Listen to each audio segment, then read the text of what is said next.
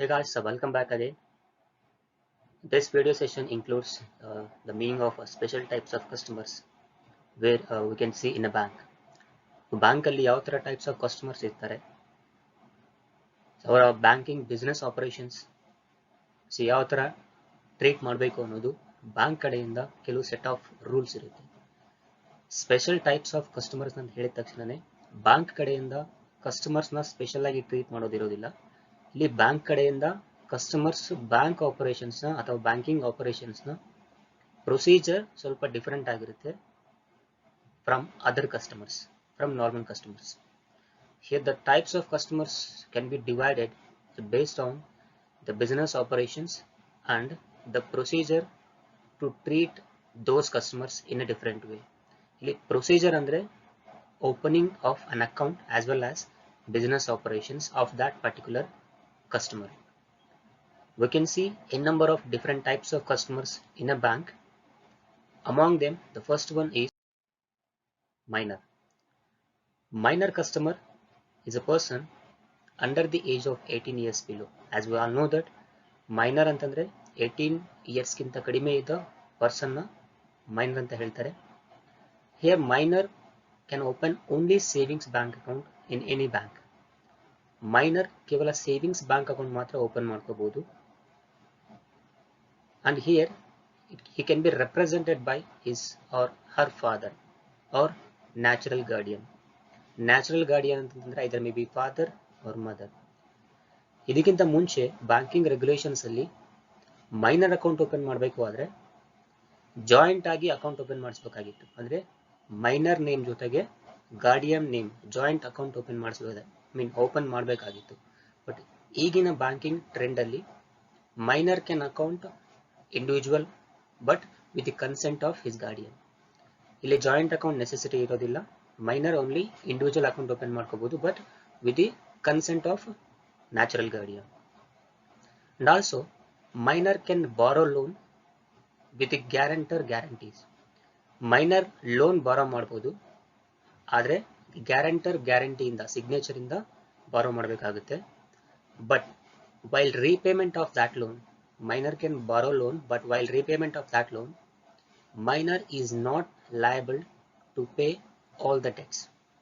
So minor loan ಬಾರೋ ಮಾಡಬಹುದು, ಆದ್ರೆ ಪೇಮೆಂಟ್ ಮಾಡೋದಕ್ಕೆ ಲಯಬಲ್ ಆಗಿರೋದಿಲ್ಲ. That is what. Next, he can also be a partner of partnership firm. Minor can also be a partner of a partnership firm and also he can enjoy the profits of that particular organization. ಇಲ್ಲಿ minor partnership firm ಅಲ್ಲಿ partner ಆಗಿ ಕೂಡ join ಆಗಬಹುದು, profits ಕೂಡ receive ಮಾಡ್ಕೋಬಹುದು. ಆದ್ರೆ partnership firm ಅಲ್ಲಿ loss incur ಆಯಿತು ಅಂದ್ರೆ ಅದಕ್ಕೆ ಮೈನರ್ ಲಯಬಲ್ ಆಗಿರೋದಿಲ್ಲ. ವಿಚ್ ಮೀನ್ಸ್ ನಾರ್ಮಲ್ ಪಾರ್ಟ್ನರ್ಸ್ಗೆ ಯಾವ ತರ ಲಾಸಸ್ ಬಿಯರ್ ಮಾಡಬೇಕಾಗುತ್ತೋ ಆ ತರ ಮೈನರ್ಗೆ ಲಾಸಸ್ ಬಿಯರ್ ಮಾಡೋ ಏನು ರೆಸ್ಪಾನ್ಸಿಬಿಲಿಟಿ ಇರೋದಿಲ್ಲ. That is what the difference. Minor can receive profits but he or she cannot be liable of those losses. ಹಾಗಾದ್ರೆ ಗಾರ್ಡಿಯನ್ಸ್ ಅಂತ ಹೇಳ್ತಾ ಇದ್ದಾರೆ. ಗಾರ್ಡಿಯನ್ಸ್ ಅಲ್ಲಿ ಯಾರು ಇರ್ಬೋದು? There are 3 type of guardians. One is natural guardian, the second one is guardian appointed by the court. ಇಲ್ಲಿ natural guardian ಅಂದ್ರೆ either father mother. Okay, guardian appointed by the court ಅಂದ್ರೆ in the absence of natural guardian court appoint ಮಾಡುತ್ತೆ ಯಾರು guardian ಆಗಿರಬಹುದು ಅಂತ ಹೇಳಿ. ಅಂದ್ರೆ father mother ಇಲ್ಲ ಅಂತಂದಾಗ there court appoints a guardian. He is known as guardian appointed by the court. ಇನ್ನೊಂದು ಬರುತ್ತೆ third one, so testamentary guardian ಅಂತ ಹೇಳಿ. ಇಲ್ಲಿ ಏನಾಗುತ್ತೆ, the guardian is appointed by the will. So will ಅಲ್ಲಿ ಮುಂಚೆನೆ ಬರೆದಿರ್ತಾರೆ ನ್ಯಾಚುರಲ್ ಗಾರ್ಡಿಯನ್ ಡೆತ್ ಆದ್ಮೇಲೆ ಯಾರು ಗಾರ್ಡಿಯನ್ ಇರಬಹುದು ಅಂತ ಹೇಳಿ. ಅದನ್ನ ಟೆಸ್ಟಮೆಂಟರಿ ಗಾರ್ಡಿಯನ್ ಅಂತ ಕರೀತಾರೆ. That is what 3 types of guardian where he can be act as a representative of a minor account. So this is what about minor account or minor customer. The second one is married woman. So married woman can either enter into a contract to open an account. So married woman savings account open ಮಾಡ್ಕೋಬಹುದು current account ಕೂಡ open ಮಾಡ್ಕೋಬಹುದು business ಮಾಡ್ತಾ ಇದ್ರೆ. Married woman running a business, she can open a current account also, and also she can open saving account too. She can open with their own name, and also she has the right to acquire the sell the property, to lend and to borrow money. ಇಲ್ಲಿ loan borrow ಮಾಡ್ಕೋಬಹುದು, property ಕೂಡ sale ಮಾಡ್ಕೋಬಹುದು through bank account. ಆದರೆ the point is, if married women borrows loan from bank for household expenses, then the husband of that married woman is liable to pay those debts. But in opposite, if the loan is taken for her personal use or for her business use, then the husband is not liable to pay all those debts. Difference ಏನು ಅಂದ್ರೆ, married women can ಬಾರೋ loan borrow ಮಾಡ್ಕೋಬಹುದು married women. ಆದರೆ ಆ loan ಯಾವ ಪರ್ಪಸ್ಗೆ ಅನ್ನೋದ್ರ ಮೇಲೆ depend ಆಗಿರುತ್ತೆ, ಹಸ್ಬೆಂಡ್ ರೀಪೇಮೆಂಟ್ ಮಾಡಬೇಕಾ ಮಾಡಬಾರ್ದು ಅನ್ನೋದು. In case married women loan ಏನು ಬಾರೋ ಮಾಡ್ತಾಳೆ, ಆ ಲೋನ್ ಬಾರೋ ಮಾಡಿರೋದು ಹೌಸ್ ಹೋಲ್ಡ್ ಎಕ್ಸ್ಪೆನ್ಸಸ್ಗೆ ಮಾತ್ರ ಆಗಿತ್ತು ಅಂದರೆ, ಸೊ ಆ ಎಕ್ಸ್ಪೆನ್ಸಸ್ನ ಅಥವಾ ಆ ಲೋನ್ಸ್ನ ರೀಪೇಮೆಂಟ್ ಮಾಡೋ ಲಯಬಿಲಿಟಿ ಹಸ್ಬೆಂಡ್ ಮೇಲೆ ಇರುತ್ತೆ. ಇನ್ ಕೇಸ್ ಮ್ಯಾರಿಡ್ ವುಮೆನ್ ಬಾರೋ ಮಾಡಿರೋ ಲೋನ್ನ ತನ್ನ ಪರ್ಸನಲ್ ಯೂಸ್ಗೆ ಅಥವಾ ತನ್ನ ಬಿಸ್ನೆಸ್ ಪರ್ಪಸಸ್ಗೆ ಲೋನ್ ಬಾರೋ ಮಾಡಿದರೆ ಅದಕ್ಕೆ ಹಸ್ಬೆಂಡ್ ಲಯಬಲ್ ಆಗೋದಿಲ್ಲ. ಇದು two differences. So depends on the reason the married women borrows money. Liable ಆಗ್ಬಹುದಾ ಆಗಬಾರ್ದಾ ಅನ್ನೋದು. This is what about married women. Next, illiterate persons. Illiterate is a person who cannot read and write, though such person can do banking operations if he or she understands the same. So illiterate person ಅಂದ್ರೆ ಯಾರು? ಯಾರಿಗೆ ಬರೆಯೋಕೆ ಮತ್ತು ಓದೋಕೆ ಬರಲ್ವೋ ಅವ್ರನ್ನ illiterate person ಅಂತ ಕರೀತಾರೆ. ಆದರೂ ಕೂಡ ಅವರು ಬ್ಯಾಂಕಿಂಗ್ ಆಪರೇಷನ್ಸ್ ಮಾಡ್ಬೋದು ಅವ್ರಿಗೆ ಅರ್ಥ ಆಗ್ತಾ ಇದ್ರೆ. ಅಂದರೆ ಬ್ಯಾಂಕ್ಸ್ ಯಾವ ಥರ ಆಪರೇಟ್ ಮಾಡ್ತಾರೆ ಅಥವಾ ಬ್ಯಾಂಕಿಂಗ್ ಆಪರೇಷನ್ಸ್ ಯಾವ ಥರ ಅನ್ನೋದು ಗೊತ್ತಾಗ್ತಾ ಇದೆ ಅಂದರೆ ಅವರು ಬ್ಯಾಂಕ್ ಅಕೌಂಟ್ ಓಪನ್ ಮಾಡ್ಕೋಬಹುದು. ಆದರೆ they can only open savings bank account or fixed deposit. Savings bank account open ಮಾಡ್ಕೋಬಹುದು, ಇಲ್ಲ FD ಅಕೌಂಟ್ ಓಪನ್ ಮಾಡ್ಕೋಬಹುದು. Also he or she cannot sign, so the banker takes his or her thumb impression instead of his signature. So ಇಲ್ಲಿ bank account open ಮಾಡ್ಕೋಬೇಕಾದಾಗ thumb impression ತಗೊಂತಾರೆ. ಯಾಕೆಂದ್ರೆ ನಾವು already ಹೇಳಿದೀವಿ illiterate person ಅವರಿಗೆ ಬರೆಯೋಕೆ ಮತ್ತು ಓದೋಕೆ ಬರೋದಿಲ್ಲ. So thumb impression while opening of an account.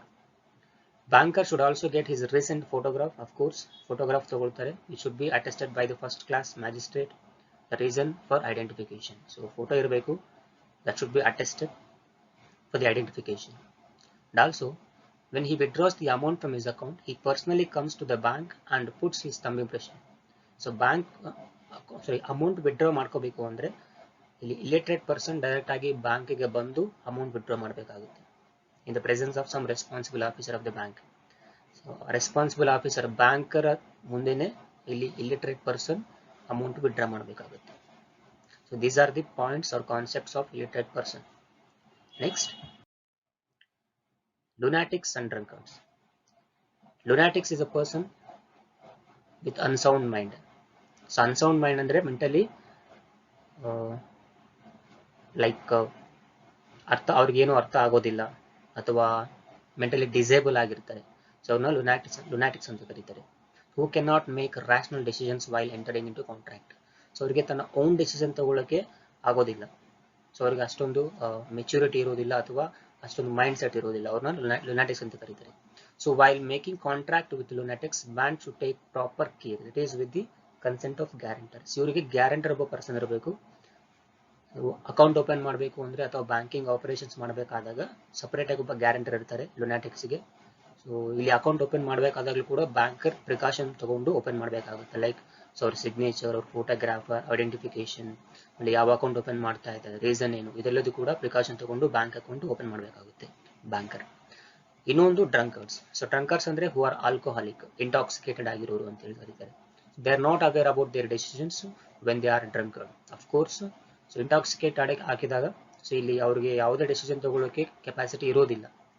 So that's why bank should take proper care while dealing with such type of customers. So this is about lunatics and drunkards. Next, so pardanashin women.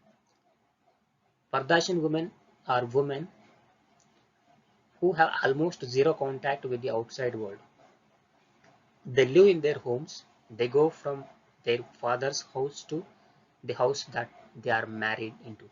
Usually Pardashin women ಅಂತಂದ್ರೆ ಹೊರಗಡೆ ಸೊಸೈಟಿನಲ್ಲಿ ಅಥವಾ normal ಆಗಿ perception ಯಾವ ತರ ಬರ್ತಾ ಇದೆ ಅಂದ್ರೆ like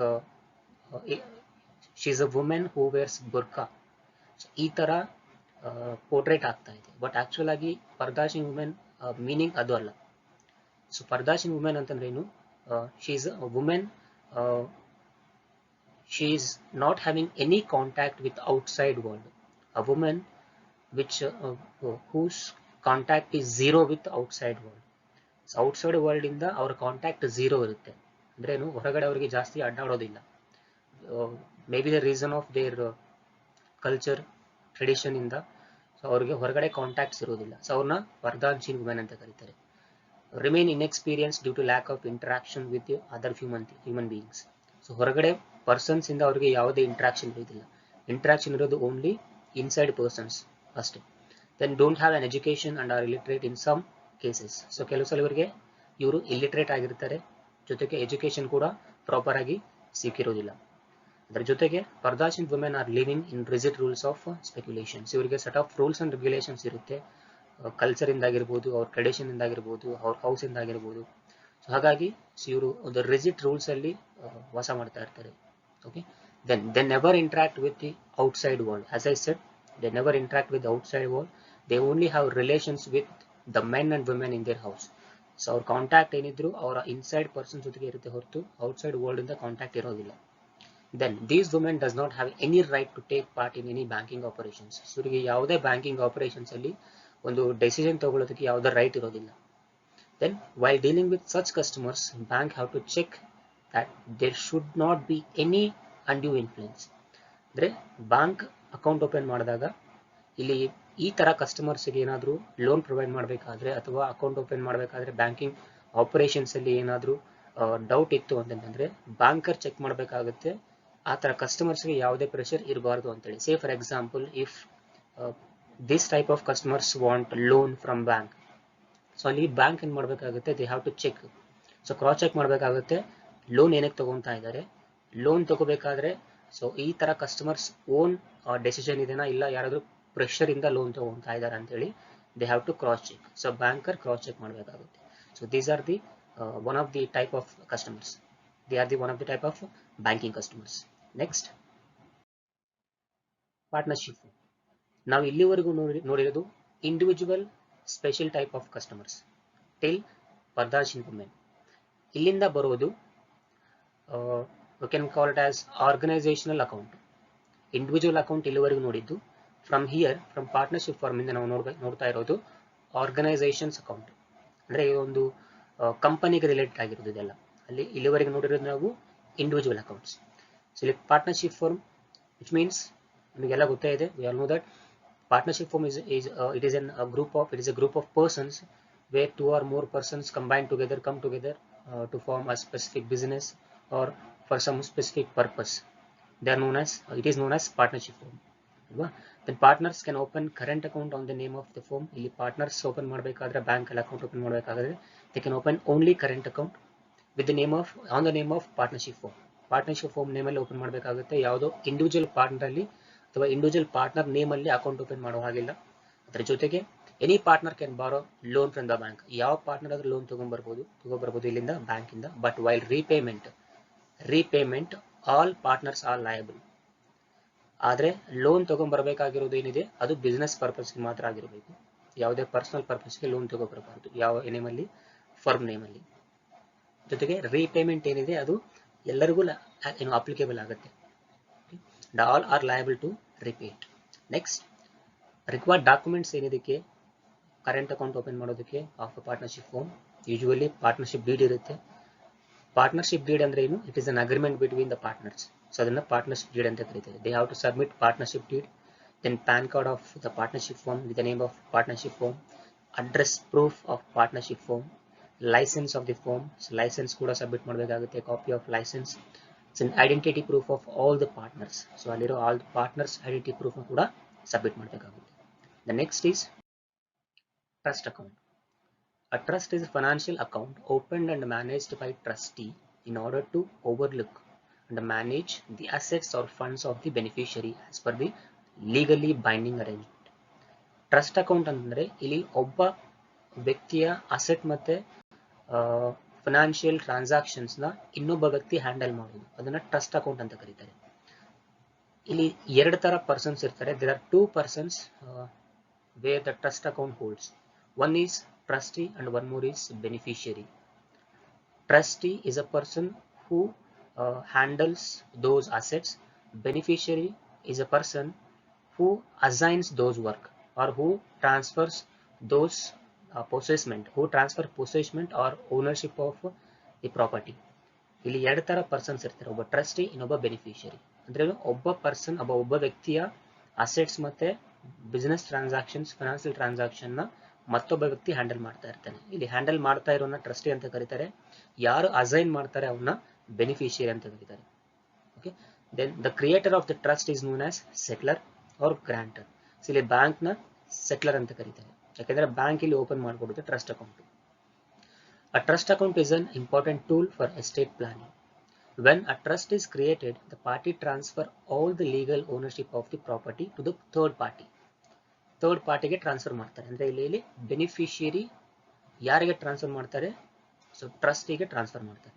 ಆ ಟ್ರಸ್ಟಿ ಮೇ ಬಿ ಪರ್ಸನ್ ಆಗಿರ್ಬೋದು, ಇಲ್ಲ ಗ್ರೂಪ್ ಆಫ್ ಪರ್ಸನ್ ಆಗಿರ್ಬೋದು. Who will be responsible for the proper handling of the property. So ಇಲ್ಲಿ ಟ್ರಸ್ಟಿ ಗ್ಯಾರಂಟಿ ಪ್ರಾಪರ್ಟೀಸ್ ನ ಹ್ಯಾಂಡಲ್ ಮಾಡ್ತಾ ಇರ್ತಾನೆ. So this third party is known as trustee. As I said, trustee, ಆ third ಪಾರ್ಟಿನ trustee ಅಂತ ಕರೀತಾರೆ. So ಅಂತ party for whose benefit trustee manages the assets or funds is known as beneficiary. So ಯಾರ assets ನ manage ಮಾಡ್ತಾ ಇರ್ತಾನೆ trustee, ಅವನ್ನ ಬೆನಿಫಿಷಿಯರಿ ಅಂತ ಕರೀತಾರೆ. So beneficiary transfers his assets or his ownership to trustee. So here trustee is known as third party. ಇಲ್ಲಿ banker ಏನದು ಯಾವ ತರ ಆಕ್ಟ್ ಮಾಡ್ತಾರೆ? ಸೆಟ್ಲರ್ ತರ ಆಕ್ಟ್ ಮಾಡ್ತಾರೆ. In simple terms, one person transfer his property's ownership to another person. Another person ನ ಇಲ್ಲಿ trustee ಅಂತ ಕರೀತಾರೆ. ಟ್ರಾನ್ಸ್ಫರ್ ಮಾಡ್ತಾ ಇರೋನ್ನ ಬೆನಿಫಿಷಿಯರಿ ಅಂತ ಕರೀತಾರೆ. ಈ ಪ್ರಾಸೆಸ್ ನ ಹ್ಯಾಂಡಲ್ ಮಾಡೋನ್ನ ಸೆಟ್ಲರ್ ಆರ್ ಗ್ರಾಂಟರ್ ಅಂತ ಕರೀತಾರೆ. ಸೆಟ್ಲರ್ ಆರ್ ಗ್ರಾಂಟರ್ ಇಲ್ಲಿ ಬ್ಯಾಂಕರ್ ಆಗ್ತಾನೆ.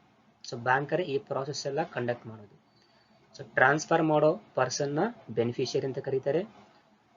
ರಿಸೀವ್ ಮಾಡ್ಕೊಂತ ಇರೋ ಪರ್ಸನ್ ಅಥವಾ ಅದನ್ನ ಹ್ಯಾಂಡಲ್ ಮಾಡೋ ಪರ್ಸನ್ ಟ್ರಸ್ಟಿ ಅಂತ ಕರೀತಾರೆ. Clear? Next, the trust doesn't have any of the powers with respect to the property until the beneficiary transfer the assets or the funds in trust account. Generally a bank or the other financial institution in existence acts as the custodian of the assets of the trust. So normal ಆಗಿ ಯಾವುದೇ beneficiary individual ಪರ್ಸನ್ಗೆ ಅಥವಾ ಬೇರೆ third ಪಾರ್ಟಿಗೆ assign ಮಾಡೋದಿಲ್ಲ. Maximum ಬ್ಯಾಂಕರ್ಸೇ ಟ್ರಸ್ಟಿಯಾಗಿ work ಮಾಡ್ತಾ ಇರ್ತಾರೆ. These custodians place the assets in the trust account under the name of the trust. So ಇಲ್ಲಿ transfer ಏನಾದಾಗ assets ಏನ್ ಟ್ರಾನ್ಸ್ಫರ್ ಆಗುತ್ತೆ ಟ್ರಸ್ಟಿ ನೇಮ್ ಅಲ್ಲಿ, ಅಥವಾ ಓನರ್ಶಿಪ್ ಏನ್ ಟ್ರಾನ್ಸ್ಫರ್ ಆಗುತ್ತೆ ಅದು ನಾರ್ಮಲ್ ಆಗಿ ಬ್ಯಾಂಕರ್ ಅಥವಾ ಟ್ರಸ್ಟ್ ಅಕೌಂಟ್ ಹೆಸರಲ್ಲೇ ಇರುತ್ತೆ. ಅದಕ್ಕೆ ಸಪರೇಟ್ ಆಗಿ ಟ್ರಸ್ಟಿ ಅಕೌಂಟ್ ಹೆಸರಲ್ಲ, ಒಂದು ಟ್ರಸ್ಟ್ ಅಕೌಂಟ್ ಹೆಸರಲ್ಲೇ ಇರುತ್ತೆ. Assets and transfer ಆಗಿರುತ್ತೆ. After that, all the distributions and expenses which are related to the beneficiary will be done from this account only. So ಯಾವುದೇ operations ಇರಲಿ, ಸೊ ಆಪರೇಷನ್ಸ್ ಟ್ರಸ್ಟ್ ಅಕೌಂಟ್ ಇಂದನೇ operate ಆಗ್ತಾ ಇರುತ್ತೆ. So ಇಲ್ಲಿ operate ಮಾಡ್ತಾ ಇರೋರು ಯಾರು? Trustee. On behalf of beneficiary, trustee will handle all the operations of trust account. It is simple. There are two types of persons in a trust account. Beneficiary who transfers or who handles total property or ownership of the property to another person. Here another person is known as trustee or a third party who receives the ownership of beneficiary. And there is one more person, that is settler. Settler andre yaru illi? The banker who conducts all the operations of trust account. Last one, what are the documents required for opening of a trust account? It is simple. the registration certificate, trust deed, as well as copy of PAN card. Right? Next, joint account. It is simple joint account. When two or more persons jointly open an account is known as joint account. Sign of all account holders is must on application. And also account name is on the name of both account holders. Signature ಬೇಕಾಗುತ್ತೆ compulsory, ಜೊತೆಗೆ account name ಏನಿದೆ ಅದು joint account ಅಲ್ಲೇ ಇರಬೇಕು. The next is mandate is necessary to submit in the bank. So mandate is necessary to submit in the bank. ಈ line ಏನಿದೆ ನೋಡಿ important. ಇಲ್ಲಿ ಮ್ಯಾಂಡೇಟ್ ಅಂದ್ರೆ is a person who operates the joint account operations. Joint account ಅಲ್ಲಿ may be 2 or more than 2 persons ಇರ್ತಾರೆ.